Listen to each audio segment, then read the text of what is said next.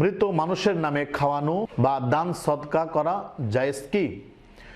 মানুষ যখন ইন্তেকাল করে তার ইন্তেকালের সাথে সাথে তার সমস্ত কাজ বা আমল বন্ধ হয়ে যায়। তো ওই মাইয়েতের জন্যে তার ওলি ওয়ারিশ যারা রয়েছেন তারা যদি তার কোনো উপকার করতে চায় তাহলে ইসলাম একটি বিধান রেখেছে, সেটা হচ্ছে ইসাল সোয়াব, অর্থাৎ কোনো নেক কাজ করে মৃত ব্যক্তির জন্য সোয়াব পৌঁছানো।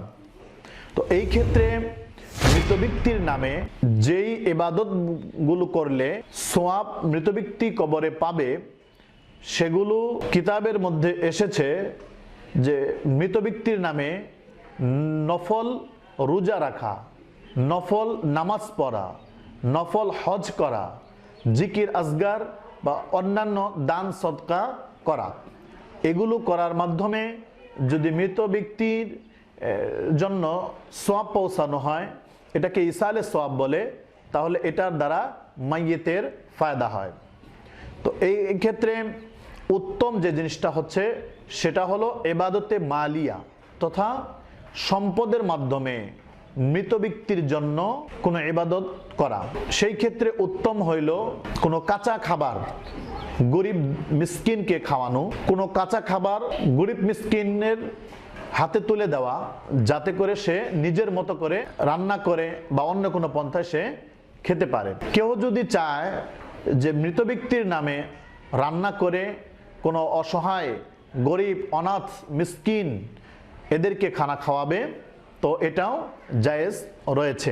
তবে আমাদের দেশে যে প্রথা বা রসম চালু আছে, যেটা যৌথভাবে সম্মিলিতভাবে কয়েকজনকে এনে টাকার বিনিময়ে খতম পড়ানো, টাকার বিনিময়ে দোয়া করানো, তো এগুলো যেহেতু কোরআন হাদিস দ্বারা প্রমাণিত নয়, এই সমস্ত জিনিস পরিহার করাটাই উত্তম। মৃত ব্যক্তির জন্য মৃত ব্যক্তির সন্তানাদি, তার আত্মীয় স্বজন যে যেখানে আছে সেখান থেকে যে কোনো মুহূর্তে ইবাদত বন্দেগী করে তার জন্য দোয়া করতে পারবে। তো এটার জন্য কোনো দিন কাল ঠিক করা যে 40 দিন বা 7 দিন এরকম নির্ধারণ করে কোনো আয়োজন করা, এটা বেদাত। ইসলামী শরীয়তের মধ্যে এটার কোনো ভিত্তি নেই। সুতরাং আমরা বুঝতে পারলাম মৃত ব্যক্তির জন্য যে কোনো নফল ইবাদত বন্দেগী করার মাধ্যমে যদি সোয়াব পৌঁছানো হয় তাহলে এটা জায়েজ আছে এবং এটার দ্বারা মৃত ব্যক্তির কবরের মধ্যে ফায়দা হয়। হাদিসের মধ্যে এসেছে, আল্লাহ রাসূল সাল্লাল্লাহু আলাইহি ওয়াসাল্লাম ইরশাদ করেছেন, মানুষ যখন ইন্তেকাল করে তার সমস্ত আমল বন্ধ হয়ে যায়, শুধু 3টি আমল বাকি থাকে, অর্থাৎ 3টি আমলের সোয়াব একজন মাইয়েত কবরের মধ্যে শুয়েও পাইতে থাকে।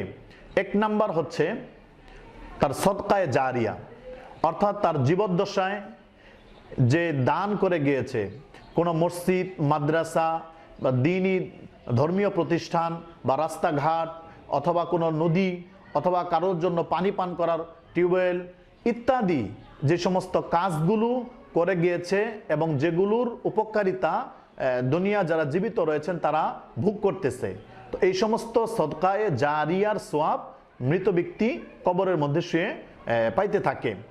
2 নাম্বার হচ্ছে এলেম তথা শিক্ষা।